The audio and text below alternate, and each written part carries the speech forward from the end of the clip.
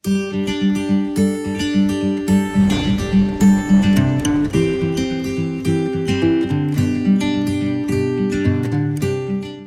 सभी को शायद गुड आफ्टरनून से बेटर है जय जिनेंद्र। और दोपहर का जो समय है वो आप सब अपने लिए स्पेयर किया है, तो जोरदार अपने खुद के लिए तालियां हो जाए। पहले तो ओम आरम हो जाए, ठीक है। यस। सो पहले तो सुमन जी का खूब खूब धन्यवाद कि एक अपॉर्चुनिटी, और शायद 1.5-2 साल से मोर देन 500 डेज से सब वेबिनार ये वो सब चल रहा था। सो नाउ अभी फिज़िकल प्रोग्राम्स होने लगे हैं, तो आपको भी छोटे छोटे जो भी क्वेरीज रहेंगे वो सब हम लास्ट में सॉल्व करेंगे। सो ज़्यादा समय ना लेके शुरुआत करते हैं। बीइंग अ गायनेकोलॉजिस्ट, मेरा जो हॉस्पिटल है ऑर्किड हॉस्पिटल वेसू एरिया में है, ठीक है। और जनरली क्या होता है कि जैसे एक एग्जांपल आपको देती हूँ कि आप सबके घर में बेटी होगी ही। जैसे 8 साल 10 साल 12 साल की उम्र होती है, फर्स्ट पीरियड उनका शुरू होता है, तो काफ़ी मदर्स को कन्फ्यूजन रहते हैं, क्वेरीज रहती है कि 8 साल में पीरियड आना क्या नॉर्मल है, 14 साल तक पीरियड नहीं आया है तो क्या हमें घबराने की ज़रूरत है। सो ऐसे बहुत सारे छोटे छोटे कन्फ्यूजन्स होते हैं।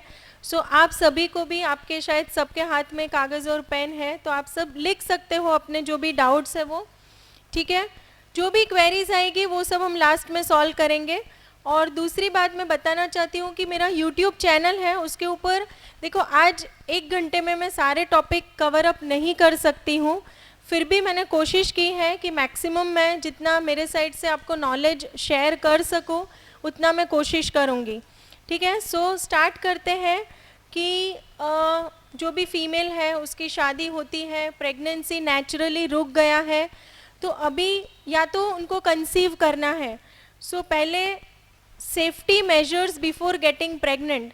देखो पहले के ज़माने में तो ऐसा कोई कंसेप्ट नहीं था कि कंसीव करने के पहले डॉक्टर को कंसल्ट करना। शायद यहाँ पे काफ़ी पीछे जो बुज़ुर्ग लोग हैं वो लोग एग्री करेंगे कि सीधा ऐसे था माइंड में कि 7वें महीने पे नाम लिखवाना है, 7वें महीने पे नाम लिखवाना है, जिधर भी डिलीवरी करने वाले हैं उधर नाम लिखवाने जाते थे। यस। लेकिन अभी यह कंसेप्ट नहीं है। अभी मेजॉरिटी हस्बैंड वाइफ वर्किंग होते हैं, फाइनेंशियली भी आप सबको पता है कि चाहे बच्चे का एजुकेशन हो या बच्चे की डिलीवरी का टाइम है या जो भी है, सभी चीज़ अभी कॉस्टली हो गई है पहले के कंपैरिजन में, ठीक है। सो क्या करते हैं कि फॉर एग्जांपल किसी महिला को बच्चा रुकता है, उसमें कोई डिफेक्ट आती है, तो आपका समय और पैसा दोनों वेस्ट होता है। सो यह सब नहीं हो, प्लस जो मदर है उसको कितना मेंटल ट्रॉमा पहुंचता है वो शायद कोई सोचता ही नहीं है। सब लोग यही सोचते हैं कि कौन से हॉस्पिटल में जाए और कितने कम पैसों में ये डिलीवरी हो जाए, बट मदर की माँ कहाँ पे कंफर्टेबल है, माँ मानसिक रीत से कौन सी जगह पे शांति से उसका डिलीवरी का समय निकाल सकती है, यह सब चीज़ भी अपने को सोचनी चाहिए। सो पहले मैं बताना चाहती हूँ कि प्री कंसेप्शन काउंसलिंग, यानी कि कंसीव करने के पहले आपका एक काउंसलिंग होना बहुत ही ज़रूरी है। रादर यहाँ पे मैं बताना चाहती हूँ कि प्री मैरिज काउंसलिंग, मैरिज के पहले भी एक काउंसलिंग होना ज़रूरी है। और मेरा जो यूट्यूब चैनल है उसमें मैंने बहुत डिटेल में समझाया है, और उसमें एक चीज़ मैं ऐड करना भूल गई हूँ जो मैं आज ऐड करने वाली हूँ कि जनरली लोग क्या करते हैं कि शायद आपके कम्युनिटी में है या नहीं कि कुंडली मैच करवाते हैं, ठीक है। तो मेरा कहना ये है कि लड़का और लड़की की कुंडली मैच नहीं करवाएंगे तो चलेगा, लेकिन सास और बहू की कुंडली मैच करवा देना, तो शायद अगर वो मैच होती है तो शायद किसी को प्रॉब्लम फेस नहीं करनी पड़ेगी। सो प्री मैरिज काउंसलिंग बहुत ही ज़रूरी है। उसके बाद आता है pre conception counselling. So start pre conception counselling, discuss with the partner. कभी कभी क्या होता है, हस्बैंड की इच्छा नहीं है, वाइफ की इच्छा है कि मुझे प्रेगनेंसी चाहिए, ठीक है। बीइंग IVF स्पेशलिस्ट मेरे पास डेली इतने सारे कपल्स आते हैं कि जिनको कंसीव करने में तकलीफ़ हो रही है। सो ये जो साइकोलॉजिकल एस्पेक्ट है वो भी बहुत ही इम्पोर्टेंट है।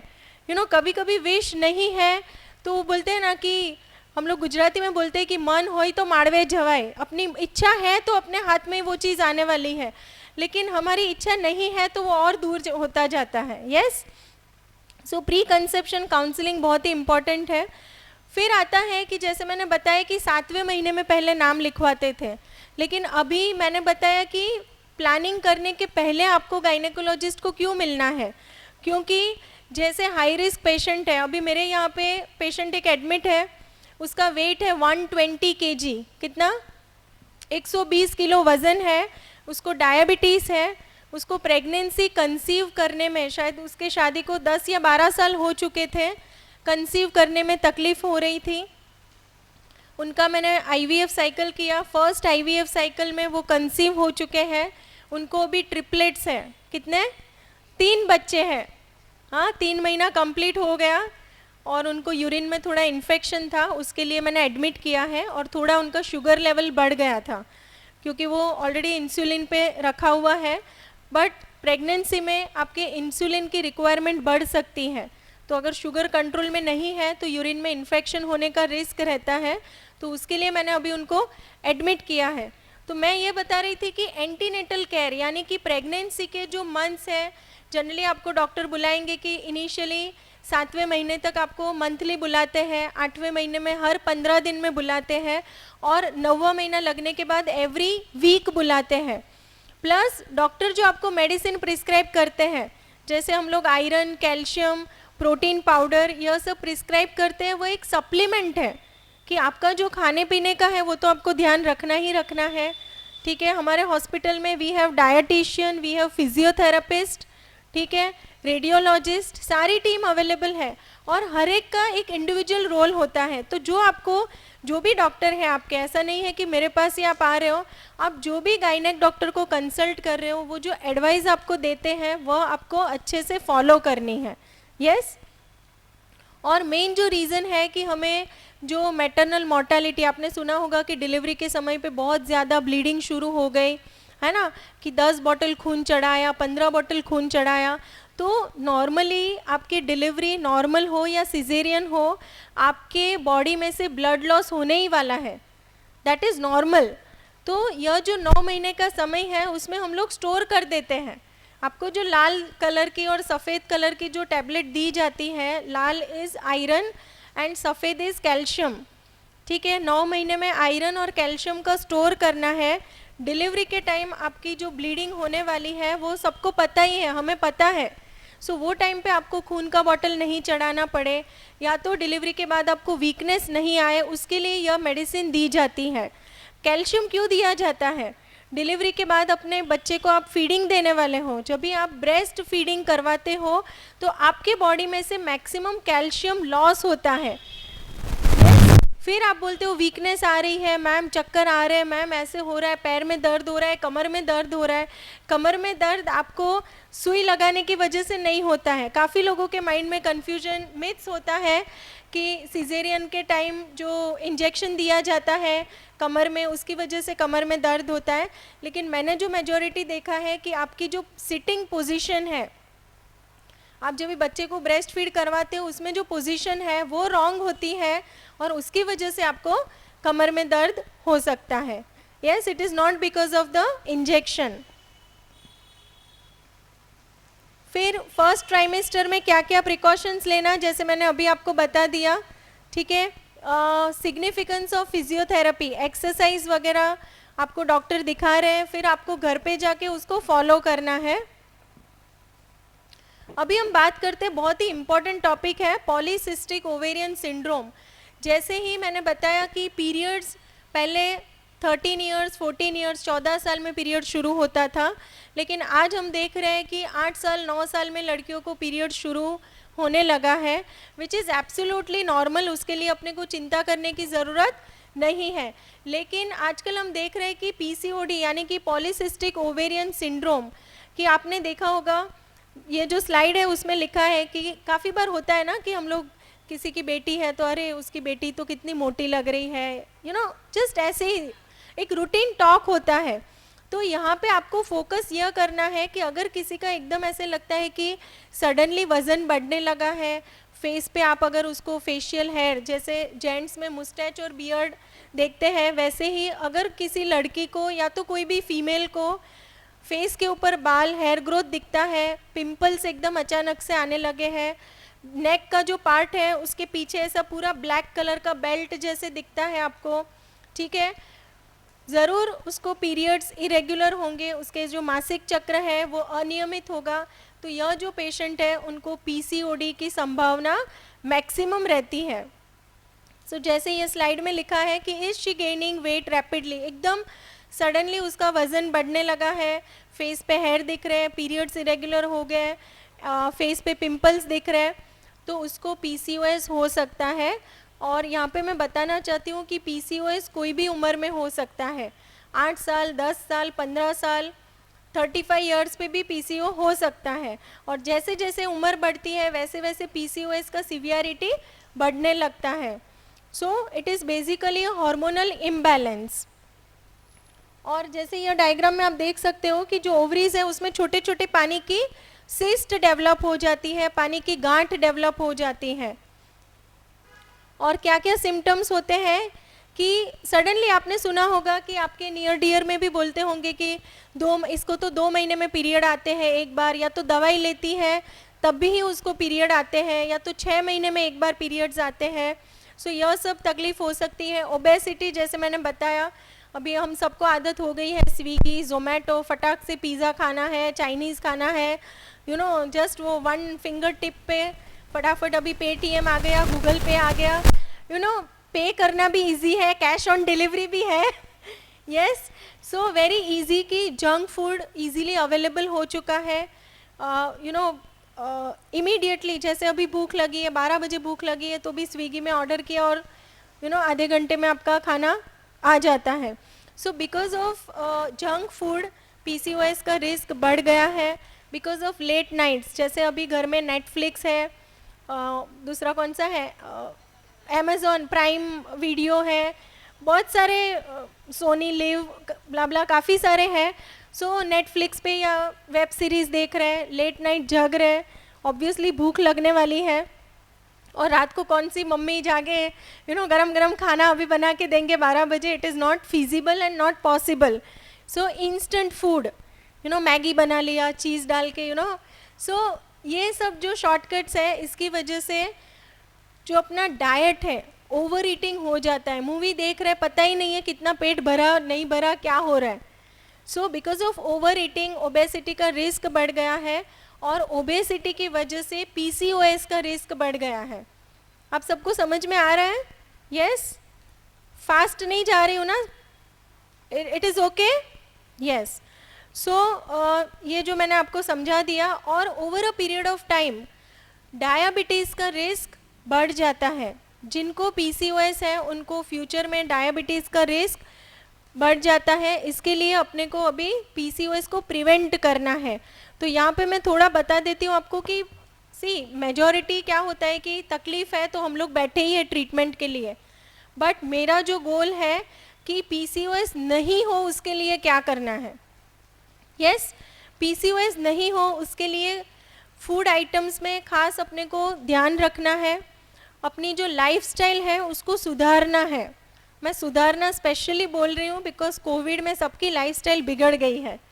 यस, सो अपनी लाइफस्टाइल को अभी जैसे सुमन जी ने बहुत अच्छा इनिशिएटिव लिया है, ठीक है, अपने प्रेसिडेंट भी जो है उन्होंने भी अच्छा इनिशिएटिव लिया है कि आप सबको फिजिकली यहाँ पे बुलाया है। So that is the start, that is the beginning. Yes, so lifestyle modification का मतलब क्या है, आपको 5 चीज़ याद रखनी है चाहे आपकी कोई भी उम्र हो। यस, फर्स्ट आता है कि आपकी नींद, मैं स्टार्टिंग नींद से कर रही हूँ, ठीक है, मिनिमम आपका 6 से 8 घंटे की नींद होनी चाहिए। रात को 10 बजे सो जाओ, सुबह में 6 बजे उठो, दिस इज आइडियल। यस, उठने के बाद आता है आपका वाटर इनटेक, आपको पूरे दिन में कम से कम 10 से 12 ग्लास पानी पीना है। यस, तीसरा आता है एक्सरसाइज, है ना। काफ़ी पेशेंट आते हैं कि मैम मैं तो घर में झाड़ू पोछा करती हूँ, मैं तो सब काम खुद से करती हूँ, फिर मुझे एक्सरसाइज की क्या ज़रूरत है। लेकिन फिर भी एटलीस्ट 30 मिनट्स, मैं ज़्यादा नहीं बोल रही हूँ, आधा घंटा तो निकाल सकते हो ना आप सब लोग। 30 minutes of any kind of exercise like yoga. आपने सूर्य नमस्कार किया, 5 सूर्य नमस्कार तो भी चलेगा, लेकिन हर एक बॉडी के जॉइंट्स जो है उसकी मूवमेंट ज़रूरी है। आप सिंपल वॉक ले सकते हो, अभी गरबा क्लासेस शुरू हो गए, दोड़िया क्लासेस शुरू हो गए, जिम, जो मतलब आपको पसंद है वो करो। ऐसा नहीं है कि मैंने योगा बोला तो आपको योगा ही करना है। Yes, so third is yoga. First क्या था? वेरी गुड, चलो good, you everyone is attentive. So sleep हो गया, second water, third exercise, fourth food, diet, very good, diet. अभी क्या होता है ना कि सबको कंफ्यूजन होता है कि यू नो फॉर एग्जांपल आप अगर हेल्दी फूड खाना शुरू करते हो ना तो सब लोग बोलते हैं ये तो डाइटिंग कर रही है, ये तो डाइटिंग कर रही है। So you know it is not dieting, it is to follow healthy food habits. अभी आप पूछेंगे हेल्दी फूड हैबिट्स का मतलब क्या है, जैसे आपके जो गुरुजी हैं उन्होंने भी बताया, यस, कि अपना जो खाना पीना है वो हेल्दी होना चाहिए। मैं अच्छा नहीं बोल रही हूँ, मैं हेल्दी बोल रही हूँ, उसके पीछे रीज़न है। हेल्दी मतलब कि अपना जो बॉडी है, जैसे यह बिल्डिंग है, ठीक है, जो इमारत होती है उसका जो बेस अगर अच्छा है तो पूरा बिल्डिंग टिकेगा। सो अपने बॉडी का जो बेस है that is protein, that is protein. और आप सब में शायद खाखरा एंड मूंग वगैरह खाते होंगे, है ना, बॉयल मूंग वगैरह आप सब लोग काफ़ी अच्छे से खाते हो, बिकॉज मेरे जो ट्यूशन टीचर थे जब भी मैं you know first second third fourth standard तक, वो जैन थे, तो मुझे पता है एग्जैक्टली आप लोगों के फूड हैबिट्स ऑल्सो। तो मूंग जो है अगर आप डेली ले सकते हो तो बेस्ट है। 1 वाटी ऑफ मूंग, मठ, चना, सोयाबीन, राजमा, कोई भी दाल, कोई भी पल्सेस, 1 वाटी, छोटा वाटी, बड़ा वाटी भी नहीं बोल रही हूँ मैं, यस, कंपल्सरी 1 वाटी ऑफ एनी दाल और पल्सेस, 1 बनाना पर डे, एक केला कंपल्सरी आप लोगों को खाना ही खाना है। बिकॉज यहाँ पे जितने भी लोग हैं इंक्लूडिंग मी, हम सब वेजिटेरियन हैं, यस, तो मैं वेजिटेरियन के हिसाब से ही बता रही हूँ आपको, ठीक है। सो 1 वाटी ऑफ दाल एंड पल्सेस हो गया, 1 बनाना per day, 1 glass of milk, और काफ़ी लोग होते हैं कि मिल्क नहीं पसंद है तो दही, दही है, छाछ है, वो भी आप ले सकते हो, यस। फिर आपका जो रूटीन है, आप रोटी सब्जी, हरे पत्ते वाली सब्जी हफ्ते में एटलीस्ट 2 दिन, हफ्ते में एटलीस्ट 2 दिन, यस।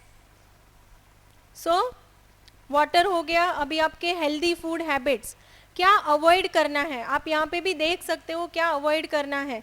जनरली क्या होता है ना, जब भी हमको इनवाइट करते हैं कहाँ पे भी, लंच डिनर पे या तो कोई फंक्शन में, तो हम लोग ना उल्टा शुरुआत करते हैं, स्टार्टर से नहीं शुरुआत करते हैं, डेजर्ट से, मिठाई। यू नो मिठाई जो है ना वो अपना दुश्मन है, समझो। मुझे भी स्वीट डिशेस बहुत पसंद है, लेकिन हमको यह समझना है कि बैलेंस करना है फिर, है ना। फिर आप उल्टे से चालू किया, मिठाई खा लिया, उसके बाद आप फुल कोर्स भी लो और फिर यू नो टेस्ट करने के लिए सूप भी लिया, सो दैट इज़ रॉन्ग।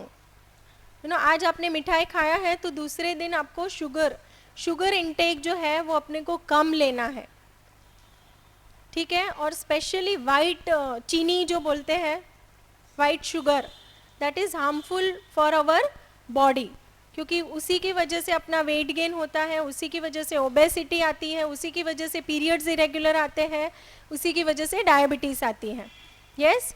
और दूसरा है कि अभी लोगों को ना ये ब्रेड, जैसे वेस्टर्न कल्चर, साड़ी खरीदने को जाते हैं ना, अरे ये तो इम्पोर्टेड मटेरियल है, तो पहले हाथ में पकड़ लेंगे, है ना। सो सेम वे से अभी पिज़्ज़ा, बर्गर, ब्रेड, मैदा जो है उसको डाइजेस्ट होने को बहुत टाइम लगता है, और अपना जो यहाँ का वेदर है अपने यहाँ पे हीट ज़्यादा है, ह्यूमिडिटी ज़्यादा है ना। हम लोग अगर आउट ऑफ इंडिया रहते हैं, लंदन में या तो अमेरिका में, तो वहाँ का जो वेदर है वो ठंडा है, तो वहाँ पे ब्रेड इजीली डाइजेस्ट हो जाते हैं। बट अपना जो पेट है, अपना जो डाइजेस्टिव सिस्टम है, अपने जो इंटेस्टाइन है, उनको मैदे को डाइजेस्ट होने के लिए टाइम लगता है, अपना जो वेदर है। So avoid refined carb food like white rice, cookies है, white bread, cake, again sugar, ठीक है। फिर कोल्ड ड्रिंक्स में बहुत ज़्यादा शुगर होता है, तो वह भी अवॉइड करना है। आप सादा पानी ले लो, है ना, चाहिए तो उसमें नींबू शरबत आप बना सकते हो, लेकिन उसमें शुगर के बदले में आप हनी डाल सकते हो, मध, है ना। प्रोसेस्ड फूड्स जो पैकेट्स वगैरह आते हैं ना, लेज है, रफल्स, जो भी मतलब फूड पैकेट्स वगैरह आते हैं, वह अवॉइड करना है, बिकॉज उसके अंदर प्रिजर्वेटिव्स जो रहते हैं वह हार्मफुल होते हैं। Is it clear? So 5 points complete हो गए कि बाकी है? एक बाकी है? नहीं, हो गए, 4 ही हुए। यस।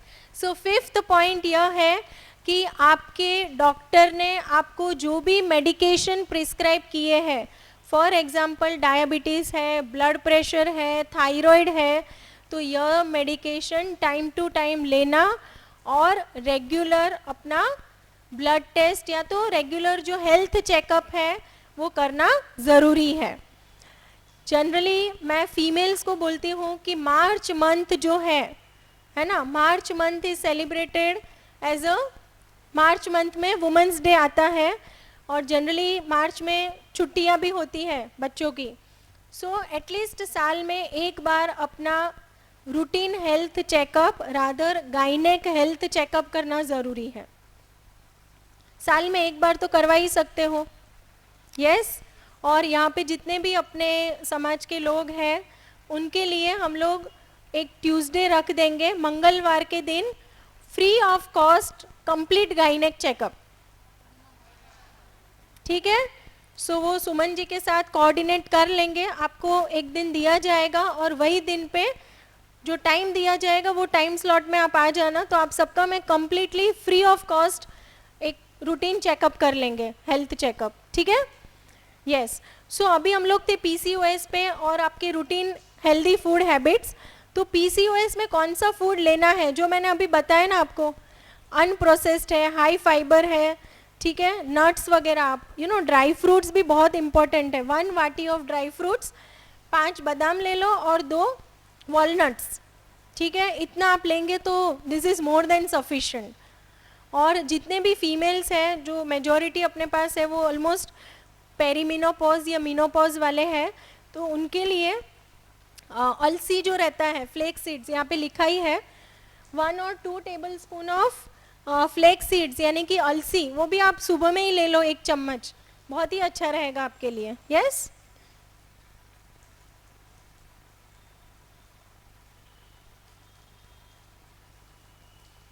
अभी हम बात करते हैं how to treat urinary incontinence. Just एक क्वेश्चन मुझे पूछना है कि यहाँ पे जितने भी लोग बैठे हैं उसमें से किसी को ऐसी तकलीफ है कि जैसे खांसी करते हैं, भारी वजन सामान उठाते हैं तो पेशाब ऑटोमेटिक छूट जाता है? यस, कभी कभी होगा ही, इसीलिए मैंने क्वेश्चन पूछा है, शर्माने की ज़रूरत नहीं है। और यह क्वेश्चन पूछने के पीछे यह रीज़न था कि काफ़ी लोगों को ऐसा लगता है कि यह एक रूटीन है, मतलब इसीलिए वो लोग हैंड भी रेज नहीं करते हैं कभी कभी, कि उनको लगता ही नहीं है कि यह एक प्रॉब्लम है।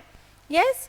So this is a common problem faced by majority of the female. अगर मैं आपको परसेंटेज बताऊंगी ना, तो 70 to 80% ऑफ द फीमेल जिनकी नॉर्मल डिलीवरी हुई है उनको यह प्रॉब्लम रहेगी, या तो जिनको ओबेसिटी है, हैवी वेट है, उनको भी यह तकलीफ हो सकती है।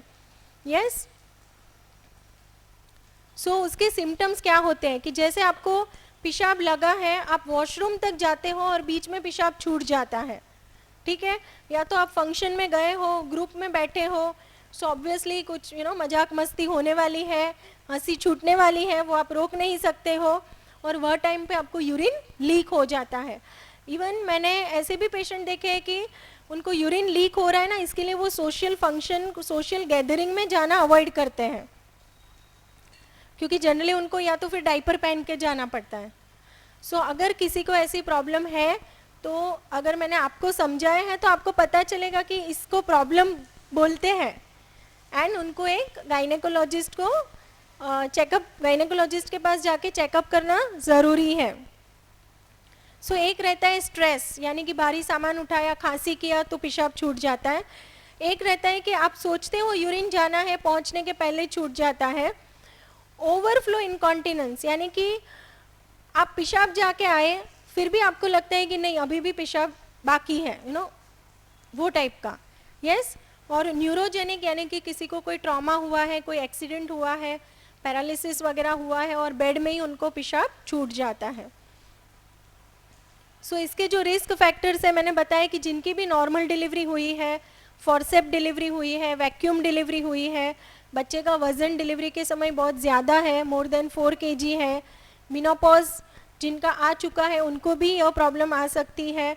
किसी किसी को क्रॉनिक कॉफ, कि कंटिन्यूस खांसी सीज़न आ गया, यह सीज़न में खांसी की समस्या होती है, तो ऐसे पेशेंट को भी यह प्रॉब्लम आ सकती है।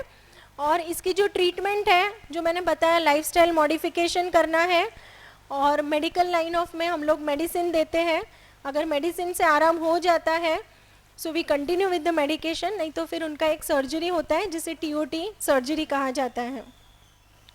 अभी हम बात करते हैं most important topic, that is menopause. So menopause के सिम्टम्स क्या क्या होते हैं, यहाँ पे काफ़ी सारे लोग हैं, एक्सपीरियंस किया होगा, आप लोग अपना एक्सपीरियंस शेयर कर सकते हैं। आंटी जी, एक जन आप खड़े होके बताओ कि आपका जब भी पीरियड गया वो टाइम पे आपको अगर कोई प्रॉब्लम फेस की होगी आपने, या कुछ महसूस किया हो ऐसा। हाँ, आपकी उम्र कितनी है?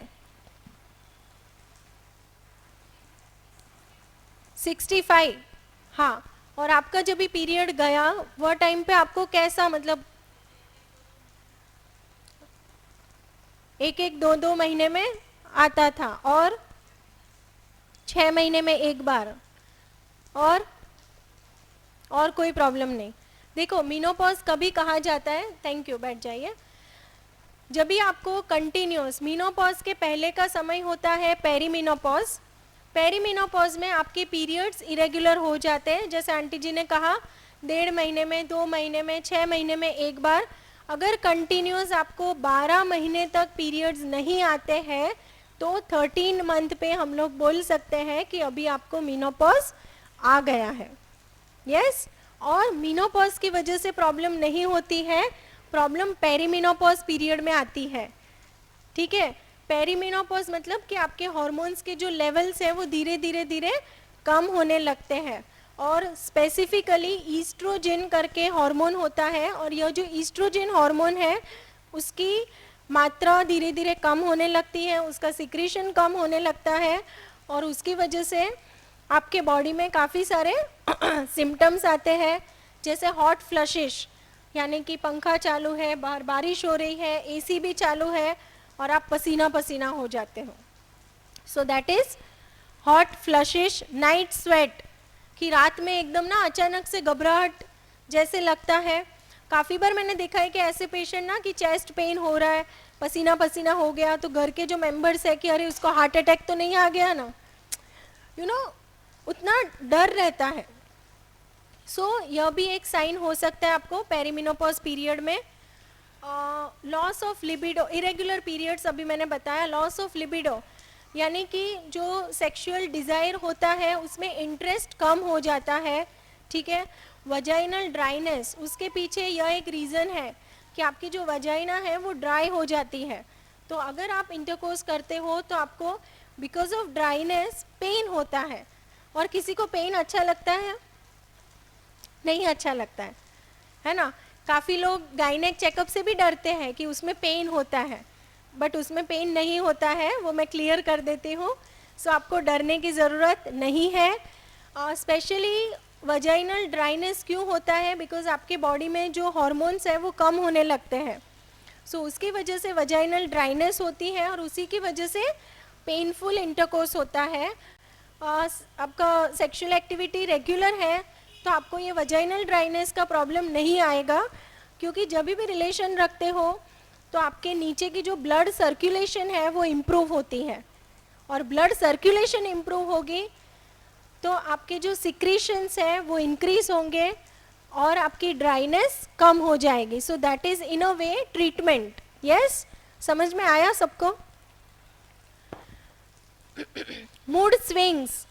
मूड स्विंग्स यानी कि कभी गुस्सा आ जाता है, कभी एकदम अकेले अकेले रोने लगते हैं. अगर आप पूछो कि क्या रीज़न है, मैम पता नहीं है, मुझे रोना आता है बस.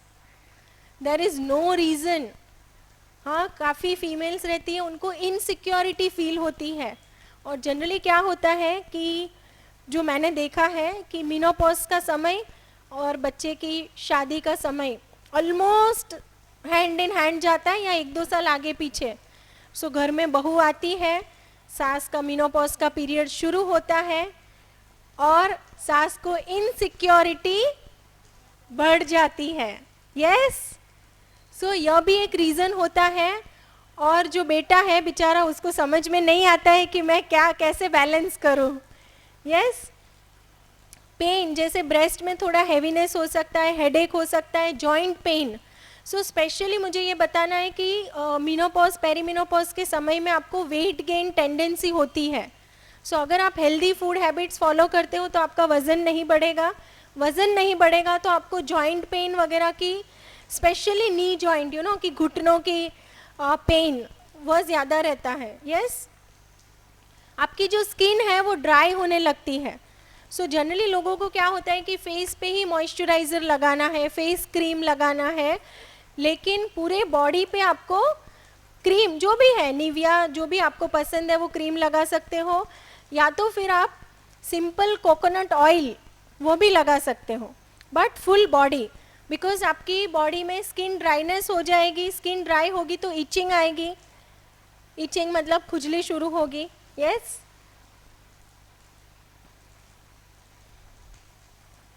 सो मेनोपॉज को कैसे डील करना है ऑलरेडी मैंने आपको बता दिया है. ठीक है, एक्सरसाइज, जो लाइफस्टाइल मॉडिफिकेशन मैंने समझा है 5, that is to deal with menopause. अभी हम आगे बढ़ते हैं. Breast and cervical cancer. आप सबको मज़ा आ रहा है या बोर हो रहा है? एकदम अच्छा लग रहा है. So we will move further, नहीं तो फिर आपके क्वेश्चन आंसर ले लेते हैं. Yes, so breast and cervical cancer, उसको प्रिवेंट कैसे करना है? See, basically being a doctor, हमेशा आपको तकलीफ़ है तो हम हमेशा हाजिर हैं ट्रीटमेंट के लिए. लेकिन मेरा जो गोल है बेसिकली, सुमन जी को भी पता है कि हमें प्रिवेंट करना है. ठीक है, कि ब्रेस्ट कैंसर हो गया तो क्या करना, वो तो हम करेंगे ही करेंगे, बट ब्रेस्ट कैंसर नहीं हो उसके लिए क्या करना है, सर्वाइकल कैंसर नहीं हो उसके लिए क्या करना है. ठीक है, क्या क्या प्रिकॉशंस लेने हैं और सेल्फ ब्रेस्ट एग्जामिनेशन कैसे करना है. ठीक है, सो अभी उसके लिए रिस्क फैक्टर पहले मैं स्टार्ट करती हूँ. ब्रेस्ट कैंसर, ब्रेस्ट कैंसर के लिए रिस्क फैक्टर क्या होता है? So first is genetically. अगर किसी के मदर को, मौसी को, बहन को ब्रेस्ट कैंसर की हिस्ट्री है तो आपको भी सतर्क रहना है. 30 इयर्स के बाद एटलीस्ट एक मेमोग्राफी कंपलसरी करवा लेना है. अगर वह नॉर्मल आती है तो हर 3 साल पे रेगुलर मेमोग्राफी करना ज़रूरी है. जिनको जेनेटिक हिस्ट्री है, फैमिली हिस्ट्री है, उनके लिए. जेंडर, फीमेल्स है तो ऑब्वियसली फीमेल्स में जो हार्मोन्स है, ब्रेस्ट कैंसर के लिए भी जो हार्मोन रिस्पॉन्सिबल है वो अपने बॉडी में सिक्रीट होता है, इसीलिए फीमेल्स में ब्रेस्ट कैंसर का रिस्क ज़्यादा होता है. एज, जैसे एज बढ़ती है वैसे कोई भी कैंसर का रिस्क बढ़ने लगता है. अभी हमको जानना है कि कौन से वेज से हम उसको अटका सकते हैं, रुका सकते हैं. सो जैसे अपने फैमिली में तो स्मोकिंग, अल्कोहल वगैरह का सेवन कम रहता है, लेकिन फिर भी आजकल मैंने देखा है वेसू एरिया में, मैं देखती हूँ काफ़ी लोग, मतलब गर्ल्स, बॉयज़ से तो ज़्यादा फीमेल्स लोग स्मोकिंग करने लगे अभी. So avoid smoking, avoid alcohol. No ultraviolet rays, exercise. Again यहाँ पे सेम मैंने जो 5 आपको ना, दिस इज अ क्या बोलते हैं, मंत्र जैसा है ये। यस, दिस इज अ की फॉर एनी डिसऑर्डर, है ना। किसी को भी प्रिवेंट करना है तो ये 5 चीज़ याद रखना है। और इसके ऊपर भी यूट्यूब पे वीडियो है, वो आप डिटेल में सुन लेना एक बार। So again, no stress, diet, control weight, early diagnosis, उसके ऊपर हम आते हैं अभी, early diagnosis. So different position for self breast examination. पहले आपको स्टैंडिंग में आईने के सामने, ठीक है, स्टैंडिंग होके आपको देखना है। दोनों ब्रेस्ट जो है, ठीक है, उनकी पोजीशन पहले तो देखना है। निपल की पोजीशन देखना है, बाहर के साइड है, अंदर के साइड है, वहाँ पे कोई स्किन के ऊपर कोई चेंजेस नहीं है, वह देखना है, ठीक है। फिर आपका जो हाथ है, यह जो 3 फिंगर्स है, यह 3 फिंगर से आपको ब्रेस्ट एग्जामिनेशन करना है। एंड आपको शुरुआत करनी है, जैसे घड़ी रहती है गोल, घड़ी में 12 बजते हैं, 12 से लेकर 1 o'clock 2 o'clock, ऐसा पूरा सर्कल कंप्लीट करना है। सो जैसे आप स्टार्ट करेंगे, एक वॉलंटियर आ जाएंगे, कोई एक जन आ जाएगा तो मैं बता देती। सुमन जी आप आ जाओ। सी, सबको बहुत शर्म लग रही है, मैं सबके फेस से देख सकती हूँ, लेकिन अभी शर्माना नहीं है अपने को, है ना। आप कुछ समझने आए हो, हाँ, कोई कुछ नहीं है उसमें, कुछ नहीं करने वाले, है ना, आ जाओ, ठीक है। सो पहले तो आप सब लोग साथ में ही करेंगे। हाथ ऊपर करो, राइट हैंडेड है वो राइट हैंड, लेफ्ट हैंडेड है वो लेफ्ट हैंड, ठीक है। फिर ये 3 उंगलियां, ठीक है। यस, आपको कैसे स्टार्ट करना है वो मैं आपको समझा देती हूँ, ठीक है। So we will start left side में, ठीक है। सो ऐसे उनके सामने खड़े हो जाओ। लेफ्ट साइड में शुरू करना है, 12 बजे से लेकर ऐसे ऐसे ऐसे ऐसे करके कंप्लीट सर्कल करना है। सी, अभी मैं यहाँ पे दिखा रही हूँ। So you start from 12 o'clock, फिर पीछे ना अपनी हड्डियाँ होती हैं। So and breast is a fatty tissue, fat रहता है उसमें।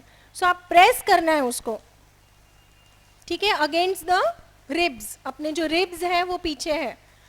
सो उसकी जो फील है, आप सब लोग आटा भूनते होंगे, है ना, रोटी का आटा बनाते हो ना, सो दैट इज सॉफ्ट, नरम आटा रहता है।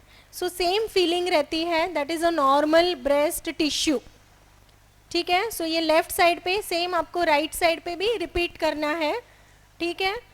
अगर आपको कोई लंप फील होता है और वह लंप, अभी दूसरा, इसमें तो शर्माने जैसी बात नहीं है।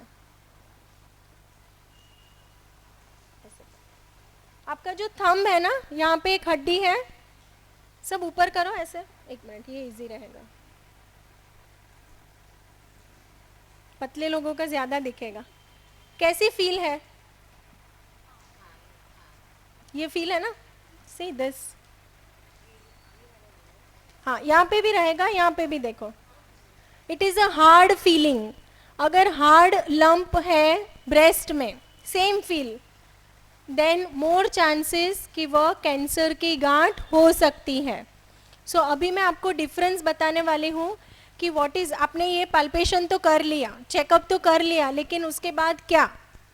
तो अगर आपको आटा भूनते हो वैसा पूरे ब्रेस्ट में फील हो रहा है, दैट इज नॉर्मल, अंडरस्टूड। अगर आपको लगता है कि वहाँ पे कोई लंप है जो स्टोनी हार्ड, पत्थर रहता है ना, सिंपल पत्थर के जैसा हार्ड कोई लंप फील होता है, तो और वो पेनलेस होता है ना। किसी को पेन होता है तो तुरंत डॉक्टर के पास जाते हैं, पेन नहीं होता है तो क्या करते हैं, 2 दिन के बाद जाएंगे, आज तो मेहमान आने वाले हैं, आज तो ये फंक्शन है, आज तो शादी में जाना है, आज तो ये है, और डिले करते हैं। और बहुत ज़्यादा चांसेस है कि स्टोनी हार्ड अगर कोई लंप है, गांठ है, तो वह कैंसर की गांठ होने की संभावना ज़्यादा है, वह पेनलेस होती है। इसीलिए क्या होता है कि कैंसर हमेशा लेट स्टेज में डिटेक्ट होता है। कैंसर हमेशा लेट स्टेज में क्यों डिटेक्ट होता है। मेरे ही एक रिलेटिव है, अंधेरी में रहते हैं, बॉम्बे में, आई एम फ्रॉम मुंबई, हाँ, तो जब भी काजल आएगी ना चेकअप करवा लेंगे, डॉक्टर के पास क्या जाने की ज़रूरत है। अभी काजल कभी आएगी वो पता ही नहीं है ना, वो कभी आएगी 6 महीने के बाद, 1 साल के बाद, 2 साल के बाद। मैं जब गई तो उनका स्टेज 4 में पहुंच गया था।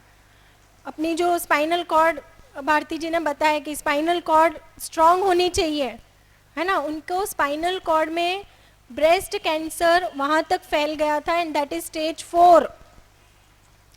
आप समझो अपने ही रिलेटिव, मतलब मेरे ही रिलेटिव मेरी राह देखते देखते, and within 6 months, yes. So अगर किसी को ब्रेस्ट में कोई भी गांठ फील हो रही है जो दुखावे के बिना है, दर्द के बिना है, पत्थर के जैसी हार्ड है, और ऐसा नहीं है खाली ब्रेस्ट में, है ना, आपको इसीलिए खड़ा रखा है मैंने क्योंकि आपको अंडर आर्म्स में भी चेकअप करना है, यस। सो एक मैंने बता दिया आपको, self breast examination left and right side daily सुबह में। आप जब भी नहाने को बैठते हो ना, डेली आप कल से शुरू कर देना है सबको, कंपलसरी। दूसरा, आपको निप्पल देखना है कि बाहर की तरफ है या अंदर की तरफ है। काफ़ी बार पेशेंट ये कंप्लेन लेके आते हैं कि निप्पल अंदर के साइड चला गया है, खींच गया है, ठीक है। और दूसरा है कि अंडर आर्म्स, जैसे आपका अंडर आर्म्स का जो पोर्शन है ना, इसको हम 3 दीवार में कन्वर्ट करते हैं। वन इज दिस, ये पार्ट, एक ये दीवार है और एक अंदर की दीवार। सो सेम ये 3 उंगलियों से आपको यह चेकअप करना है। मैं थोड़ा बाहर से कर रही हूँ अभी, आपको अच्छे से घर पे जाके करना है। काफ़ी बार ऐसा हमने देखा है कि कैंसर की जो शुरुआत है वो अंडर आर्म्स में एक छोटी सी गांठ के साथ होती है, और यह जो गांठ होती है वह भी पेनलेस होती है और स्टोनी हार्ड, पत्थर जैसी हार्ड होती है। सो उसे भी आपको ऐसे ही फील करना है, ये, फिर ये, और अंदर के साइड पूरा ऐसा हाथ अंदर डाल के वहाँ पे पल्पेट करना है। अंडरस्टूड? सबको समझ में आ रहा है? दोनों बाजू, हाँ, एक बाजू नहीं, नहीं तो फिर बोलेंगे काजल मैम ने लेफ्ट साइड सिखाया तो हमने लेफ्ट साइड ही किया।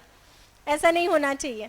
सुमन जी थैंक यू, आप बैठ सकते हैं, ठीक है। सो यह जो डायग्राम है उसमें वही समझा है कि हैंड मूवमेंट से आपको देखना है निप्पल में से डिस्चार्ज, निप्पल को प्रेस करके आपको देखना है कि कोई डिस्चार्ज नहीं आ रहा है, और most commonly blood stain discharge आता है तो कैंसर के चांसेस ज़्यादा होते हैं, ठीक है। वेरियस ऐसा लंप वगैरह दिख सकता है, स्किन में चेंजेस दिख सकते हैं, आप सब लोग देख सकते हो, है ना, यस। नेक्स्ट, और आई थिंक 5 मिनट्स में हम लोग फिनिश करेंगे। So next is cervical cancer. अपने भारत देश में ब्रेस्ट कैंसर से ज़्यादा सर्वाइकल कैंसर कॉमन है, और सर्वाइकल कैंसर यानी गर्भाशय का जो मुख है, गर्भदानी जो है, जहाँ पे छाले पड़ते हैं, वाइट डिस्चार्ज की प्रॉब्लम होती है, ठीक है, उसका भी रेगुलर चेकअप करना ज़रूरी है। और दूसरा 2-3 इम्पॉर्टेंट पॉइंट्स मैं यहाँ पे बता देती हूँ। नॉर्मल मेंस्ट्रुअल साइकिल, है ना, काफ़ी बार पेशेंट आते हैं मैडम मुझे 25-25 दिन में पीरियड आ जाता है, so that is normal, don't worry, yes. So अगर आपके पीरियड्स 21 दिन से लेकर 35 दिन के बीच में आते हैं, और सिंपल समझाती हूँ, 28 दिन ±7 डेज, इजी, 28 दिन का महीना ±7 डेज, 1 वीक पहले 1 वीक बाद में, सो दैट इज़ 21 डेज से लेकर 35 डेज के बीच में अगर आपके पीरियड्स आते हैं तो दैट इज़ एब्सोल्युटली नॉर्मल, उसके लिए चिंता करने की ज़रूरत नहीं है। लेकिन अगर आपको पीरियड्स 15-15 दिन में आते हैं, 2-2 महीने में आते हैं, तो आपको गाइनेक चेकअप करवाना ज़रूरी है। दूसरा कि काफ़ी लोगों को रहता है कि normal white discharge is normal, उसके लिए कहाँ डॉक्टर को दिखाने की ज़रूरत नहीं होती है, ऐसा नहीं है, you are partly right. White discharge periods शुरू होने के पहले जो होता है दैट इज़ नॉर्मल, लेकिन अगर वाइट डिस्चार्ज की वजह से आपको प्राइवेट पार्ट्स में इचिंग शुरू हो जाती है, छाले पड़ जाते हैं, आपकी स्किन जो है वो डार्क होने लगती है ज़्यादा, या तो वाइट डिस्चार्ज का जो कलर है वो green colour, red colour, yellow colour हो जाता है। काफ़ी बार हमने देखा है कि दही होता है ना, दही के फोदे जो हम बोलते हैं गुजराती में, है ना, सो दही जैसा अगर डिस्चार्ज हो रहा है that is not at all normal. समझ में आया सबको? अगर वाइट डिस्चार्ज के साथ आपको पैर में दर्द हो रहा है, कमर में दर्द हो रहा है, ठीक है, आपको पूरे दिन में 2-3 बार पैंटी चेंज करनी पड़ती है, so this is not at all normal. Foul smell आ रही है, बास आ रही है, so that is also not normal. Yes. So हम बात कर रहे थे सर्वाइकल कैंसर. सर्वाइकल कैंसर, आप बोलेंगे मैडम आपने इतना वाइट डिस्चार्ज के बारे में बताया, लेकिन कौन सी महिलाएं हैं जिनको सर्वाइकल कैंसर का रिस्क ज़्यादा होता है? यस. तो जो भी महिलाएं हैं जो ओरल कॉन्ट्रासेप्टिव पिल्स ले रहे हैं, है ना, टैबलेट्स वगैरह, गर्भ निरोधक टैबलेट्स, अनहेल्दी लाइफस्टाइल. आप सबको अभी मैं लाइफस्टाइल बोलूँगी तो सबको समझ में आ जाए, सबकी मुंडे ऐसे. Yes, you know, I really feel happy कि आप सबको समझ में आ गया अच्छे से. तीसरा है कि having several sexual partners, multiple sexual partners, smoking. See, अभी सबको पता है कोविड किससे होता है?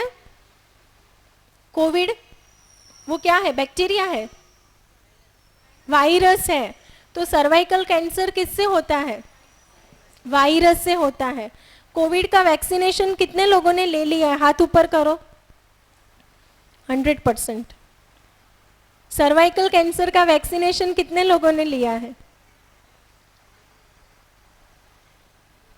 सी, कोविड का क्यों लिया? क्योंकि डर है ना, अवेयरनेस है ना, न्यूज़ चैनल में है, ये ऑलमोस्ट पैंडेमिक हो गया ना, पूरे वर्ल्ड में है.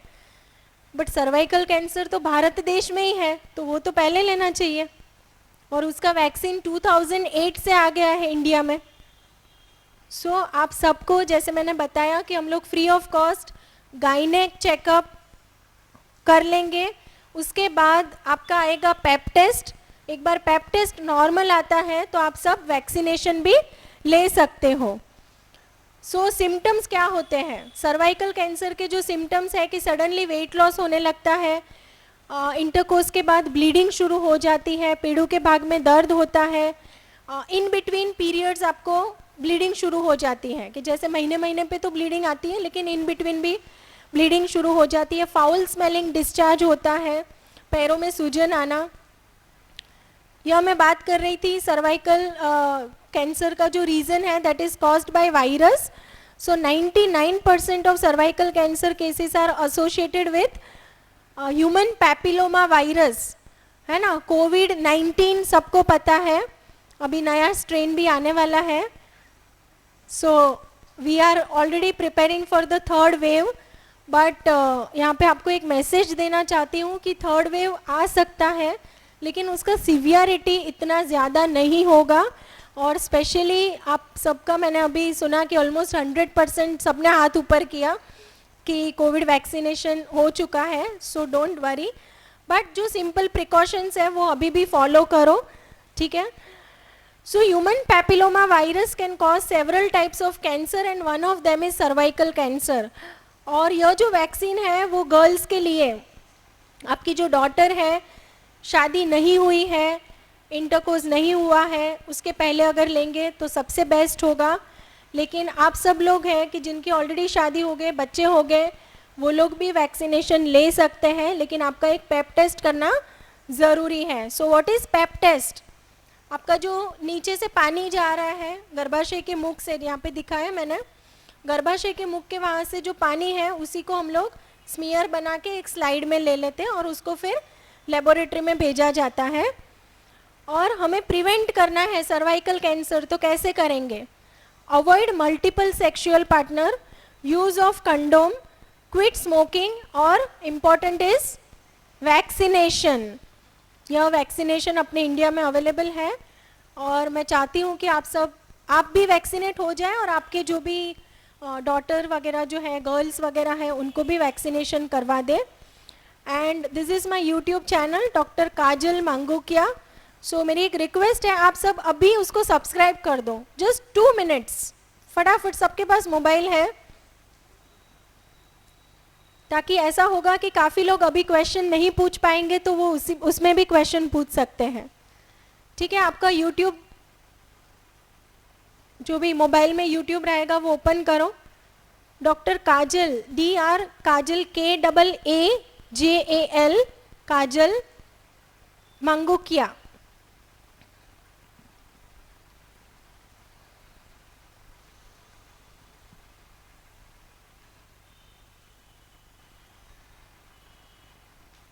मिल गया सबको? उसको सब्सक्राइब कर दीजिए।